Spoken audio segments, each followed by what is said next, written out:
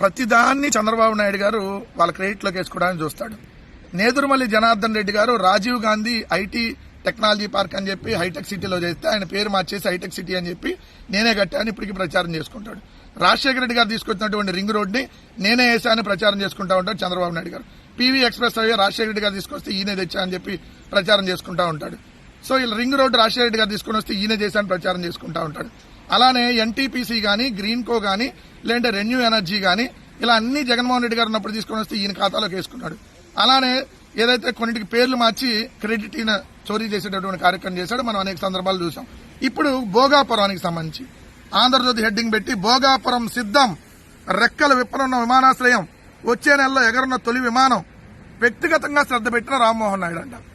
వ్యక్తిగతంగా శ్రద్ధ పెట్టాడంట. ఇంకా నయం ఆయనే వెళ్లి మొత్తం కడుతున్నాడు రాయల. ఇప్పటి వరకు 92% పనులు పూర్తయినాయి అని రాశారు కదా. రాసి 2019 ఫిబ్రవరి 14న చంద్రబాబు ఎయిర్పోర్ట్ నిర్మాణానికి శంకుస్థాపన చేశారు, పనులు కూడా ప్రారంభించారు. భూసేకరణ జరగకుండా ఎవడన్నా శంకుస్థాపనలు చేసి పనులు ప్రారంభిస్తాడా చంద్రబాబు నాయుడు గారు? మీకంటే ఎటు లేదు, ఆ పత్రికలకు ఎటు అంతకంటే లేదు. ప్రతిదాన్ని మీ దాంట్లో వేసుకోవాలి. ఏంటంటే ఇది 2019 ఎన్నికల ముందు ఎన్నికల నోటిఫికేషన్ మార్చిలో వస్తే హడావిడిగా మార్చిలో నోటిఫికేషన్ అవుతుంది తెలిసి అక్కడికి వెళ్ళి శంకుస్థాపన చేశాడు. భోగాపురానికి వెళ్ళి శంకుస్థాపన చేసేసి కట్టేశాయని బిల్డప్లు.